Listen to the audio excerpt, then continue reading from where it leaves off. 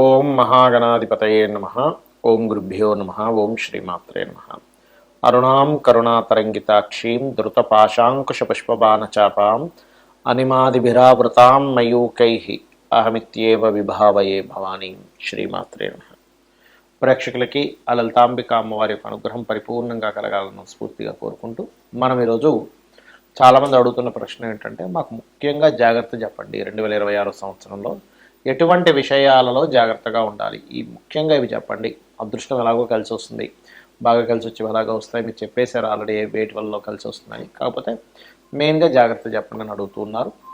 అయితే ఇక్కడ ఒక్కొక్క రాశిని బట్టి, ఒక్కొక్క లగ్నాన్ని బట్టి పాపగ్రహాలు ఎలా ఉన్నాయి, శుభగ్రహాలు ఎలా ఉన్నాయి, దాని మీద శుభ ఫలితాలు జాగ్రత్తలు చెప్పడం జరుగుతుంది. అయితే ఈ యొక్క అంశాలని చెప్తుంది నేనైనప్పటికీ కూడా చెప్పిస్తుంది సాక్షాత్ లలిత అమ్మవారిగా భావిస్తూ ఒక్కొక్కటిగా మనం తెలుసుకుందాం. కన్యవారికి కనుక చూసుకున్నట్లయితే ఇక్కడ శని సప్తమంలో ఉన్నాడు, పెద్దగా ఇబ్బంది ఉండదు. 6వ స్థానంలో రాహు కూడా మంచిదే ఈ సంవత్సరం. కాకపోతే ఏంటంటే శని సప్తమంలో ఉన్నాడు, మార్పులను ఇస్తాడు, ప్లేస్ చేంజెస్ ఇస్తాడు, దాన్ని మనం యాక్సెప్ట్ చేయాలి, తప్పదు. ఇక రెండో విషయం ఏమిటి అని చెప్పి చూసుకున్నట్లయితే పర్టికులర్గా ఈ యొక్క సమయంలో గుర్తుపెట్టుకోండి, ఈ సమయంలో 12వ స్థానంలో కేతు ఉన్నాడనే విషయం గుర్తుపెట్టుకోండి. ఈ 2026 సంవత్సరంలో ఇన్వెస్ట్మెంట్స్ చేసేటప్పుడు పర్టికులర్గా మంగళవారాలు, ఆదివారాలు కాస్త చూసి చేయండి. ఇది ప్రధానంగా మీరు తీసుకోవాల్సిన జాగ్రత్త. ఇక రెండవది ఏమిటంటే దశమ గురువు మంచివాడు, దాని తర్వాత గురువు లాభంలోకి వస్తాడు, అది కూడా మంచిదే. గురువు మంచి ఫలితాలు ఇస్తున్నాడు. రాహు కూడా పరాక్రమాన్ని, శత్రుపై జయాన్ని ఇస్తున్నాడు. So don't worry. ఒకటి, మార్పును యాక్సెప్ట్ చేయాలి. రెండు, ఇన్వెస్ట్మెంట్ చేసేటప్పుడు ఈ జాగ్రత్త చూడాలి. అలాగే ఇక్కడ మనకి దీనివల్ల డేంజర్ ఉంది అనుకున్నప్పుడు శనివారాలు ఎటువంటి సాహసోపేతమైనటువంటివి చెయ్యకండి. సాహసం మంచిదే, కానీ కొన్నిసార్లు మనం చూసుకొని చేయాలి. ఎందుకంటే మనకి మహాభారతం, రామాయణంలో కనుక చూసుకుంటే కనుక రావణాసుడితో, మేఘనాథుడితో యుద్ధాలు జరిగేటప్పుడు ఒకానొక సమయంలో జాంబవంతుడు, ఆంజనేయ స్వామి ఇలాంటి వాళ్ళు కూడా అక్కడి నుంచి ఫస్ట్ ఎస్కేప్ అయిపోతారు. అంటే ఈరోజు మనది కాదు, రేపు చూసుకుందాం.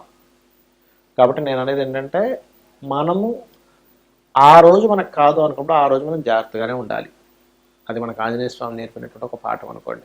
ఇక మీరు నిత్యము చేయవలసినటువంటి దేవతారాధన, ఎక్కువగా ఉలవలు దానంగా ఇవ్వండి, కేతుగ్రహం దగ్గర దీపారాధన చేయండి, ఏదైనా గణపతి ఆలయానికి వెళ్ళి అక్కడ మీరు సేవ చేయండి. అలాగే సప్తమ స్థానంలో శని ఉన్నందుకు కొంత వివాహ ప్రయత్నాల విషయంలో కొంచెం 1-4 సార్లు ట్రై చేయాల్సి వస్తుంది. విసిగిపోకుండా ట్రై చేయగలిగితే ఖచ్చితంగా మీకు బాగుంటుంది, అందులో ఎటువంటి సందేహము లేదు. మరియు దీంతో పాటు మీరు వెంకటేశ్వర స్వామి ఆరాధన చేయండి, అన్ని విధాలా మీకు బాగుంటుంది. అయితే చాలామంది మనకి నడుస్తున్న మహాదశ, లేకపోతే మనకు ఉన్నటువంటి కొన్ని కాంబినేషన్స్ని బట్టి ఎటువంటి సమయంలో ఎటువంటి జాగ్రత్తలు తీసుకోవాలని కూడా అడుగుతూ ఉన్నారు. నేను ఒకటే చెప్తాను, మనకి జన్మజాతకం నుంచి లగ్నం నుంచి 12వ స్థానం వరకు 12 భావములు అంటారు వాటిని.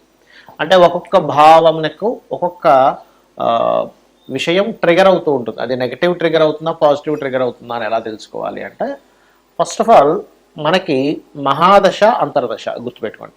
ఈ మహాదశ, అంతర్దశ ఏదైతే ఉందో ఇది శుభగ్రహాలైతే కొంచెం శుభంగా ఉంటుంది, పాపగ్రహాలు అయితే కొంచెం తీవ్రంగా ఉంటుంది. పాపగ్రహాలు అంటే ఏమిటి? రాహువు, కుజుడు, శని, కేతువు, నీచబడినటువంటి రవి, నీచబడినటువంటి ఏ గ్రహమైనా. శుభగ్రహాలు, సహజ శుభగ్రహాలు ఏంటి? ఇప్పుడు లగ్నానికి పాపలు శుభులు ఉంటారు, సహజ పాప శుభగ్రహ ఫలితాలు ఇచ్చేవి ఉంటాయి. సహజంగా ఉండేటువంటి శుభగ్రహాలు ఏంటంటే శుక్రుడు, గురువు, బుధుడు, చంద్రుడు, వీళ్ళందరూ సహజంగా శుభగ్రహాలు. అయితే ఇక్కడ ఏంటంటే మీరు న్యాచురల్గా అంటే ఆధిపత్య పాపి, సహజ పాపులు ఇద్దరు ఉంటారు. ఆధిపత్య పాపి అక్కడ శుభగ్రహమైన పాప ఫలితం ఇస్తుంది. ఇక్కడ ఏంటంటే మీరు జన్మజాతకంలో మీ మహాదశ, అంతర్దశల్లో అసలు మీకు కలిగేటువంటి ఫలితం ఏంటో తెలుసుకోండి. ఒకవేళ అవి ఏమీ నాకు తెలియవండి, కానీ సంథింగ్ బ్యాడ్ నడుస్తుంది అన్నప్పుడు మీకు ఏ దశ అయితే నడుస్తుందో ఆ దశానాథుడు ఎవరితో కలిసి ఉన్నాడో, లేదా ఏ అంతర్దశ లేదా భుక్తి అంటాం, ఏ భుక్తినాథుడు ఏ గ్రహంతో కలిసి ఉన్నాడో వాళ్ళకి దానం ఇవ్వండి, చాలు, మీరు సింపుల్గా బయటపడతారు. అలాగే మనకు నడుస్తున్న మహాదశను బట్టి ఇంట్లో ఉండే వాస్తు పరిస్థితులు కూడా ఒకసారి ప్రభావం చూపిస్తుంటుంది. ఎలా అంటే ఇప్పుడు ఉదాహరణకి గురు మహాదశ కానీ కేతు మహాదశ కానీ నడుస్తుంది అనుకోండి, ఇంట్లో ఈశాన్యంలో ఉండేటువంటి పెట్టే వస్తువుల వల్ల కూడా దాని ఫలితం పెరుగుతూ ఉంటుంది, అది శుభమైనా బ్యాడ్ అయినా కానీ. అలాగే మీకు రవి మహాదశ నడుస్తుంది, తూర్పు భాగంలో ఉండేటువంటి వస్తువులు. శుక్ర మహాదశ నడుస్తుంది, ఆగ్నేయంలో ఉండేటువంటివి.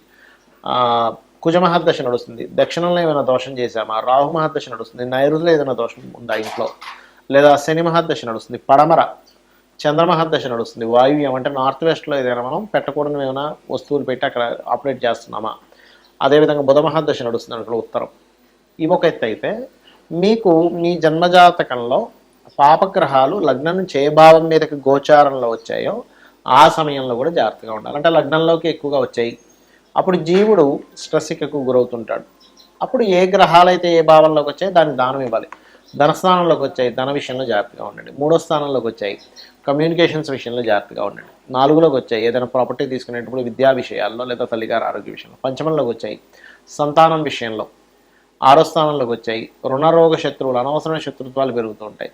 7మ స్థానంలోకి వచ్చాయి, అప్పుడు వివాహం విషయంలో చాలా జాగ్రత్తగా తీసుకోవాలి. 8మంలోకి వచ్చాయి పాపగ్రహాలు, యాక్సిడెంట్స్ అవ్వడం, తాతగారి ఆస్తికి సంబంధించిన విషయంలో కొన్ని తప్పుడు నిర్ణయాలు తీసుకోవడం జరుగుతూ ఉంటుంది. 9లోకి వచ్చాయి ఉదాహరణకి పాపగ్రహాలు, అప్పుడేంటి తండ్రి గారి ఆరోగ్యం విషయంలో లాంగ్ జర్నీ చేసేటప్పుడు, బ్యాంక్ ట్రాన్సాక్షన్ చేసేటప్పుడు. 10వ స్థానంలోకి వచ్చాయి ఉదాహరణకి, అప్పుడు ఏంటి అంటే వృత్తి మీద, కెరియర్ మీద ఒక్కొక్కసారి పాపగ్రహంలా కనబడ్డా అది ఒక్కొక్కసారి శుభ ఫలితాలు ఇచ్చేటప్పుడు మాత్రం ఆ యొక్క ప్రమోషన్స్ రావడం కూడా జరుగుతుంది. కానీ ఇక్కడ 10th హౌస్లో పాపగ్రహాలు ఎప్పుడు కూడా కెరీర్ మీద లేదా అత్తగారితో ఉండే గొడవలు ఇట్లాంటివి ఇస్తూ ఉంటుంది. లాభస్థానంలో పాపగ్రహాలు ఉన్నప్పుడు సహజంగా ఏంటంటే 3, 6, 10, 11 స్థానాల్లో పాపగ్రహాలు మంచిదే, అంటే పోరాడేటువంటి ప్రతిమనిస్తాయి. కానీ ఇక్కడ ఏమిటంటే మనం అర్థం చేసుకోవాల్సింది, లాభస్థానంలో పాపగ్రహం ఉన్నప్పుడు లాభాలు వస్తాయి, కానీ దాంతో కొంత పోరాటం కూడా ఉంటుంది. వ్యయ స్థానంలో ఉన్నప్పుడు ఇన్వెస్ట్మెంట్స్ విషయంలో చూసుకోవాలి. అయితే ఏది ఎలా ఉన్నా కూడా ఒకటి గుర్తుపెట్టుకోండి, గ్రహస్థితులు ఎలా ఉన్నా, వాస్తు ఎలా ఉన్నా, మనం కొన్నిసార్లు దాన్ని సెట్ చేసుకునే స్థితిలో ఉన్నాం. వాస్తైతే మనం మార్చుకోవచ్చు చక్కగా, దాన్ని ప్లాన్ చేసుకుని కలర్స్తోనో మెటల్స్తోనో. కానీ ఒక్కొక్కసారి ఏమవుతుందంటే మార్చుకోలేని స్థితిలో ఉన్నప్పుడు, గ్రహస్థితి ఎలా ఉందో అర్థం కాని స్థితిలో ఉన్నప్పుడు మీరు సింపుల్గా ఏం లేదు, ఉదయం సాయంత్రం లలిత చేసుకోండి. లలితాసహస్రనామాలు వినండి లేదా చదవండి.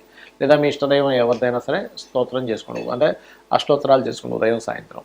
లేదు చక్కగా మీరు మీకు దగ్గరలో ఉండే ఆలయానికి రోజు వెళ్ళొస్తుండండి, లేదా గోశాలకు వెళ్ళొస్తుండండి. గ్రహాల యొక్క దుష్ప్రభావం మీద లేకుండా శుభ ప్రభావం కలిగి మీరు ఆనందదాయకంగా ఉంటారు.